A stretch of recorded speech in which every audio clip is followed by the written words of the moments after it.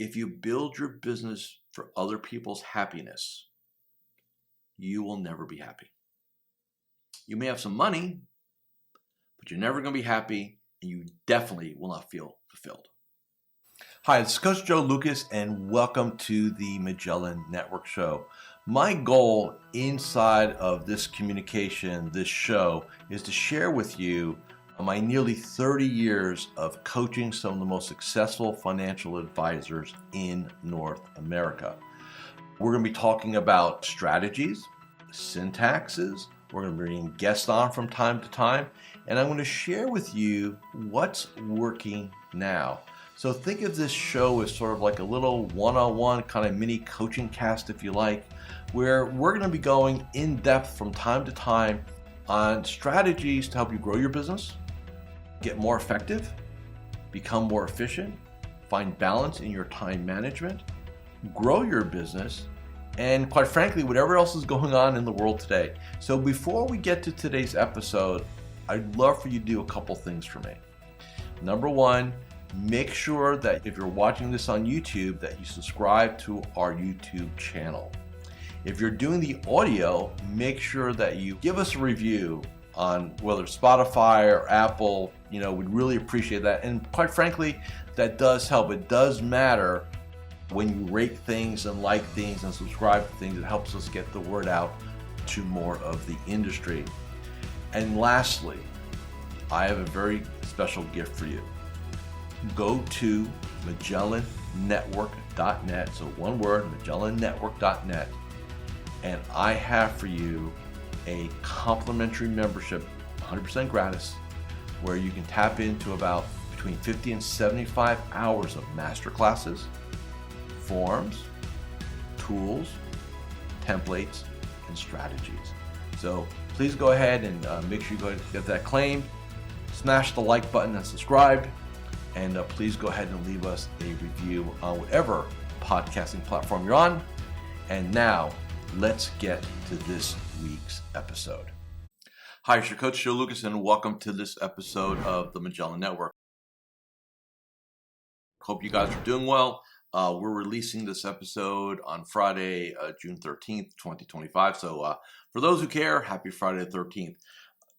I've been asked a lot of times, like, how do I come up with content for the channel, for my podcast? And the reality of it is that I live it. I live it either through myself or I live it through my relationships with my personal coaching clients. So either way, anything that I've ever posted here or created comes from actual, tangible experiences that I've amassed now for over 31 years.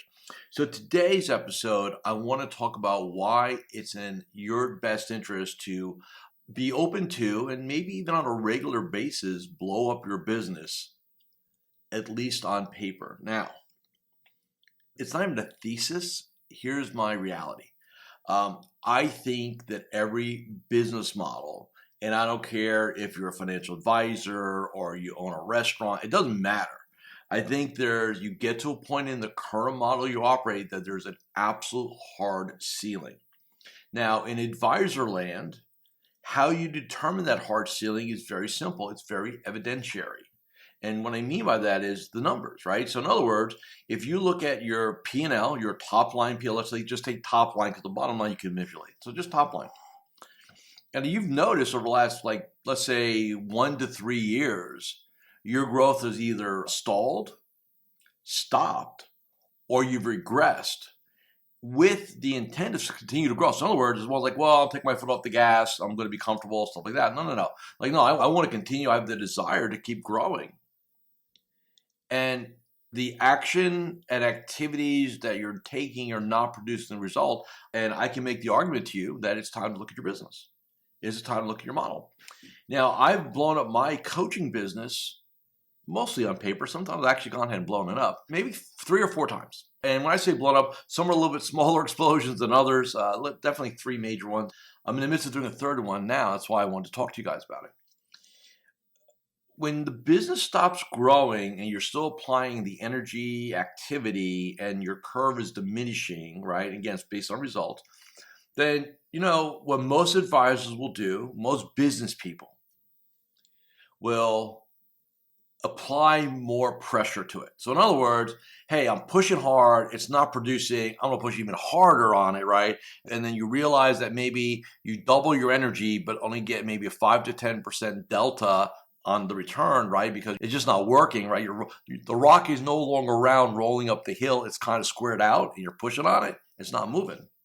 So if you're in that situation, you really have two choices in my mind, and only really two. Number one, you can just accept it for what it is, get frustrated, still do okay, right? And at some point, maybe 5, 10, 15 years later, you'll wonder what could have been.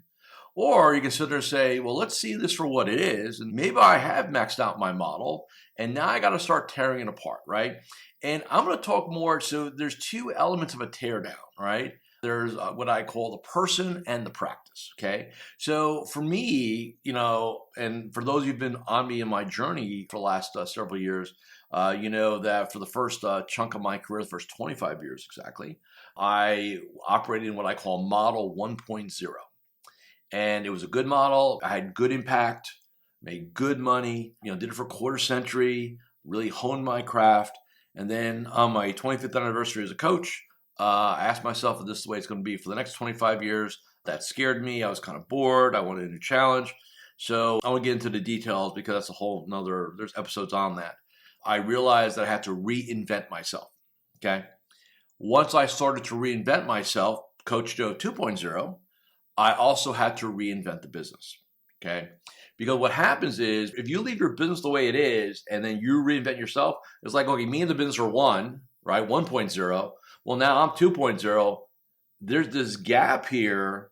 If you're watching me on YouTube, this gap is where the stress really, it's not working, right? Like I want more and my business model is not capable of delivering more. I got to change my business model. Now, what most advisors try to do, most business people is they'll just try to work harder, put more energy and effort in. And really what you got to do is kind of retool the whole thing. Okay. And one of the exercises that I love to do is I call let's blank sheet this thing, knowing what we know today.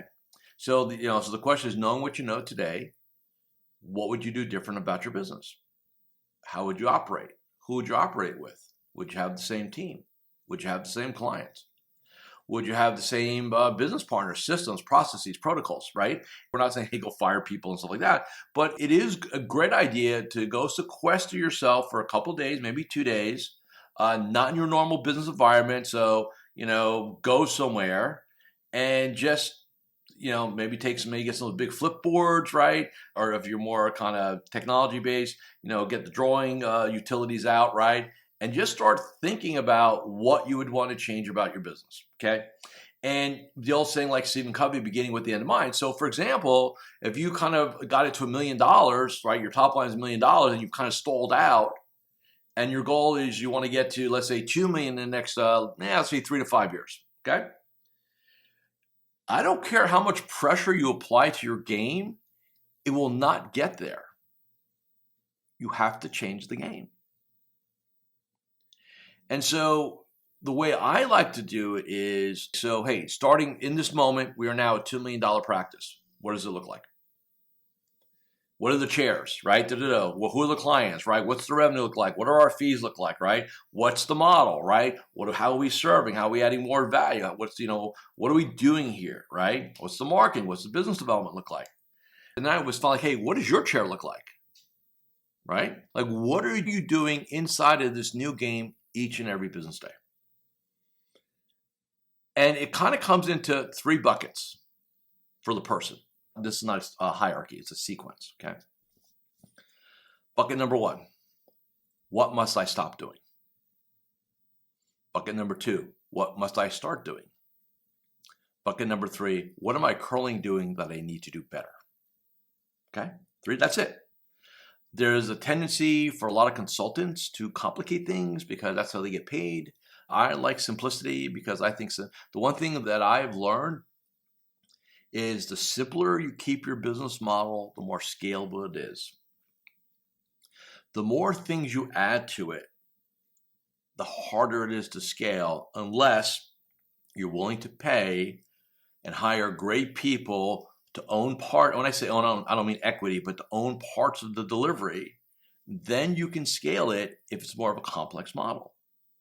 But it'd be ludicrous to sit here and say, well, if you're like a lifestyle practice or you're a small ensemble practice, hey, we want to do all these new initiatives. We want to jump into all these new markets. And it's like, you're the one driving it. Look, I don't care how organized you are, how much tech you have, how systematized you are. It literally will not work. And that is just the bitter truth. And I watched advisors in my career over and over again try to prove me wrong. And guess what? They have not. So the simpler, and what I mean by simpler, so, do we have a niche? A lot of advisors want to serve everybody. And so you end up with a little bit of everything. And you can't really scale a little bit of everything. So I'm not saying, invent a niche. I'm saying if you have something in that you're already dealing with, maybe you want to look at it a little bit more. Maybe you've got more business owners. Maybe you've got more executives. Maybe, there's a massive difference between serving the business community and serving the retiree rollover marketplace. It's two different animals. We serve differently. The models are different, right? And yet a lot of advisors will say, well, I've got some business owners, and I got some K plans, and I've got some, 403B plans, and I got some retiree, like a little bit of everything. And you're making money. So it's like you're not failing, but you got to understand you can't scale that.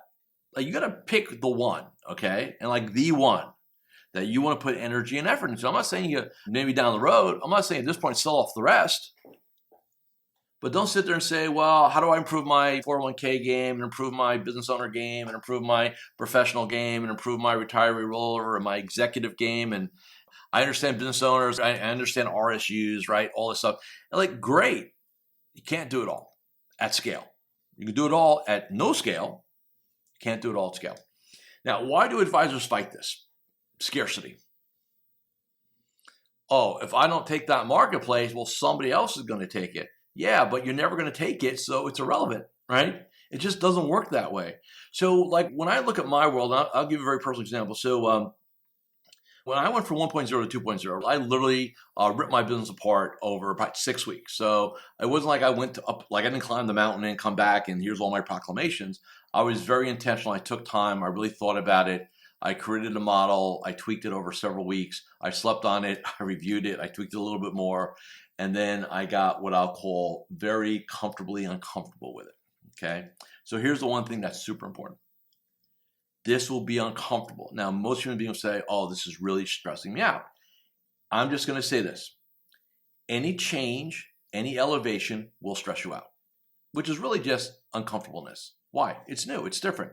It's going from certainty, i.e. known, to uncertainty, i.e. I don't know. I think, I believe, but I got no evidence that this is going to be true. I have evidence here, but no evidence there. Hi, Coach Joe Lucas here, and I'm just breaking here for a moment just to do a couple quick reminders. Number one, make sure you subscribe to our YouTube channel or our podcast. In addition, please leave a comment or a review. Those things really, really matter. And share this episode with 3 of your colleagues inside the financial services space. And lastly, make sure that you go ahead and claim your free membership inside of Magellan Network. Now back to this week's episode. And based upon how you are in your Tony Robbins hierarchy of 6 human needs, the more certainty driven you are, the more challenging this becomes because you're really kind of operating in an environment that you're not wired to operate in. And it will really, really kind of make you super uncomfortable. And that you will equate to stress. And what happens for a lot of advisors, they toe into it, freaks them out, and they retreat. Oh man, I'm really stressed out. It must be wrong. Like, no, man, this is exactly how you should feel. So let me give you another piece of advice. Anytime I've evolved or I've helped a client evolve, it's uncomfortable. It's somewhat scary. It can be stressful, if you want to use that word. And you know what? Deal with it. Because that's just what it is, okay? There's no, I wish I can tell you, here's how to mitigate that. No, man. If you want to be super fit, you got to train. If you're going to train, guess what? You're going to sweat. You're going to be hot. You're going to be sore. You're going to be uncomfortable. You may puke a couple times. I don't know, right? But it's not pleasant. It's not pleasant. Even Goggins, David Goggins, he hates running. And he's on record saying, running is the least favorite thing I like to do. But he'll run 100 miles. You think he's enjoy when he's doing that? No, he's grinding it, right, to prove a point to himself. And I know what's holding a lot of you back from that next level of greatness that you so desperately want is that you haven't built the blueprint to see what it looks like. Like I was like, oh, I want this house over here. Well, where are the plans? I don't really have them. So you have no idea how much it's going to cost, right? You just know. It's a theory. So what I'm recommending is if you're stuck, it's summer, look, it's summer, it's a great time for a project, hang out at the beach, the lake, the mountains, whatever you're going to do, right? Unless you're going to sit there and start, cocktailing at 8 o'clock in the morning till you pass out at 1, then let's do something productive and maybe take some of this time and think strategically about our business the next 5-10 years and ask ourselves, okay, what has to be different? So get back to my story. So Coach 2.0 served me for about 5.5 years. August of last year, I was away on sabbatical, and I just didn't feel good about where the business has stalled. Like I had a lot of growth in like 3 years, and then it kind of started flatten out a little bit, and then last year flattened. And that really freaked me out. So my brain goes, okay, what do we need to do? And when I started to analyze everything we were doing, it wasn't about doing more of what we were doing. We had to do different. So once I came to that conclusion that I had to do different, first thing is, and this is my sequencing for me, you can do it differently, but I recommend this is the proper sequence. Number one, determine who you need to become. So, so I started to say, okay, so Coach Joe 3.0, which is where we are today. What are the change? What are the what's different, right? So go get back in my 3 buckets, right? What do I have to stop doing? What I need to start doing? What I need to do that I'm currently doing but do better at, right? And I literally took everything, and what I realized was that it wasn't about me adding more here. It was more me eliminating a lot of stuff here, right? I own too many functions in my business on a tactical level, and it was just too much weight. And so I had to get very clear on, so for me, Ben Hardy, Dr. Ben Hardy calls it raising the floor. So the first thing I did is if somebody wants to work with me personally, I raised the floor. Told them I said, well, I'm willing to accept as a personal client, right? And for new people, I radically increased my rates, right? So that would eliminate the dabblers, right? That way I'm going to deal with people. I'm going to deal with serious people who are really, really committed, right? It's the first change I made, right? So you start doing that and you start saying, okay, here's what I want to do. Here's what I want to stop doing. Here's what I'm going to do better. And then all of a sudden you go through this exercise and you end up with a different model. I call it a meta model, but you end up with a different meta model of who you are, right? Okay, here's what I need to become. Here's what I'm going to morph into. Then when you get there, you get not comfortable, but you kind of put it on. You put the new suit on and you kind of deal with it and you get a feel for it. And then, so yeah, this is who I need to be. Okay, great. Now you start looking at the business and say, okay, so what does the business need to look like? Who am I going to take on? Standards, stuff like that. And that's where you just do it in what I call a hypothetical exercise mindset with no fear. So in other words, when I do this, and I'm in the process of doing this right now as I'm recording this, I spent a couple hours this morning on it, is that I do it with no fear and I don't sit there and kind of like wash it through my head. I just write it down, say here's what it needs to be, and I'll figure out how I'm going to execute later. I think a lot of times what we tend to do when we know that we want to make changes or need to make changes, most of us default to the question of what will other people think? And I suffered from that for the first 25 years of my career. So it's a 31-year career. So just see where, and I'm telling you, once I made a distinction, an absolute decision, not to give a rip about what other people thought, but to do this to serve myself. And I know that sounds selfish to some of you, but hear me out. If you build your business for other people's happiness, you will never be happy. You may have some money, but you're never going to be happy, and you definitely will not feel fulfilled. So once I got super clear on that, I started to build the business, the model, so it would serve me. I did that from 1.0 to 2.0. I'm now doing it from 2.0 to 3.0. Raising floors, delegating out, simplifying things, stopping things, getting better at the things I know I need to get better at, right? Why? Because I need my business to operate in a certain manner so it serves me. I'll be 61 this year. And I plan to do this for a long time. Like I have no, I tested the retirement thing. It sucked for me. So I have no desire to retire. But do I want more freedom, flexibility? Yeah. Do I want more abundance? Yeah. Do I want more resources to go have said freedom, flexibility? Yeah. 100%, right? So if that's the goal and the current model gives me a little, give me some of that, but not to the level I want in my future, then I've got to be willing to, play with the model, i.e. blow it up and reassemble it, right? And some of the same parts, maybe some of the new parts, a lot of the old parts not making the trip in, and be okay with that.